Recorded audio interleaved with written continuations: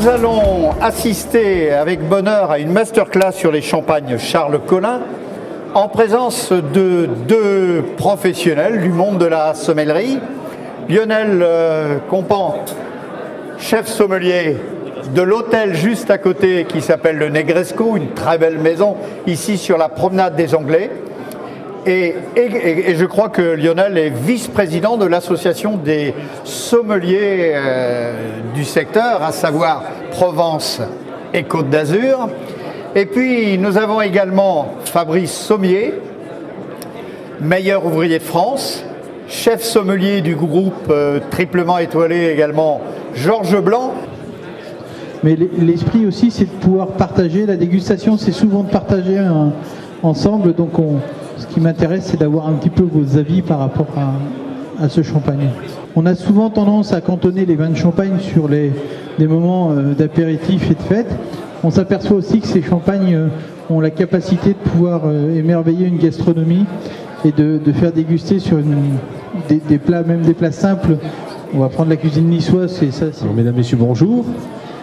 Donc en effet, vous allez déguster ce champagne Collin. Fabrice disait la cuisine niçoise, donc une cuisine méditerranéenne. On peut retrouver à l'intérieur des notes un petit peu briochées, levurées.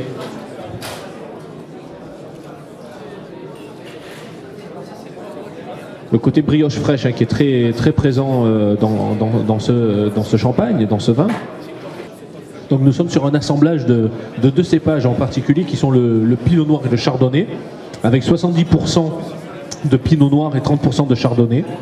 C'est vraiment un champagne de gourmandise, c'est vraiment un champagne de plaisir. On va vous faire goûter maintenant le millésimé. Alors l'esprit bien sûr du millésimé, ça reste complètement différent parce que on va être sur quelque chose de beaucoup plus dense, un petit peu plus tendu.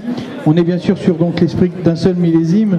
Le millésimé est 50% pinot noir, 50% chardonnay. Donc là, avec la température qu'on commence à avoir à l'extérieur, le soleil qui revient, les champagnes rosés s'imposent presque parce qu'effectivement là, on a une sensation d'été, on a une sensation de plaisir et d'intense gourmandise avec les rosés actuellement. Moi, là, au contraire, je le marierais peut-être sur une viande rouge. Je le marierais, si je devais faire quelque chose d'un petit peu osé, effectivement, sur un pigeon, juste un pigeon rôti ou quelque chose comme ça. Un champagne pour chaque instant et chaque différence. Je laisserai conclure notre ami Lionel sur ce rosé. Un brownie au chocolat avec un mousseux betterave rouge, un sorbet betterave jaune. C'est le côté puissance, gourmand, fruité. C'est très complexe et ça se marie vraiment avec ce champagne qui est vraiment complexe également.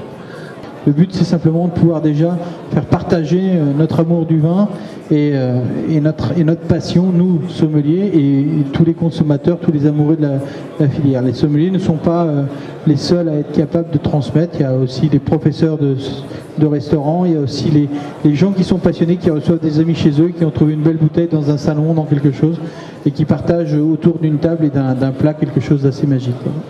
Eh bien, effectivement, merci à vous, mesdames, messieurs, pour cette masterclass. Et puis, n'oubliez pas de découvrir les très très belles choses qui vous sont présentées ce matin, que ce soit dans les champagnes, les blancs, les rouges, les rosés. Merci, à tout à l'heure.